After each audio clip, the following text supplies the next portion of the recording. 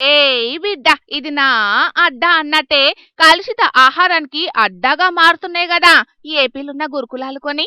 మొన్నట్లనే హోంమంత్రి అనితక్కకు పెట్టిన బువ్వల బొద్దింకొచ్చింది. నిన్ననేమో తిరుపతి జిల్లా శ్రీకాళహస్తి బీసీ హాస్టళ్లున్న ఆడపిల్లలు కొందరు జర్రివడ్డ ఉప్మా తినే వరకు దావకాన్ల పాలైండ్రు.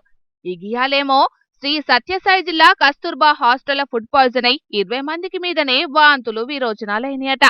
మరి పిల్లలు తిన్న దాంట్ల ఏం కలిపి పాడైనరో, లేకపోతేమన్నా పాష్పై నేగిన వెట్టి పాడైనరో తెలియదు గాని పాపిరెడ్డిపల్లి కస్తూర్బా హాస్టళ్ల పిల్లలకు ఫుడ్ పాయిజన్ అయ్యే వరకు మస్తు గుబులు పడ్డరట ఆన్లున్న తతిమ పిల్లగాన్లు.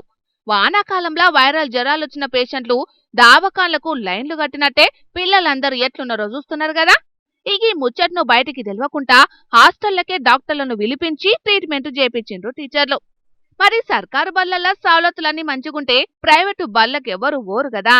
గందుకే ప్రైవేటు బళ్ళ యాజమాన్యం సర్కారులతోని కుమ్మక్కై గీ గూడుబుటాని చేస్తున్నది కావచ్చని అనవట్టిండ్రట సర్కారు హాస్టల్ల ఫుడ్ పాయిజన్ ముచ్చట ఎరికైనా ఏపీ పబ్లిక్ కొందరు. వరుసగా ఏపీలున్న గురుకులాలలా గింతగనం పిలగాన్లు అవస్థలు పడుతున్నా మంత్రి లోకేష్ అన్న నిమ్మకు నీరెత్తినట్టే ఉంటున్నాడు.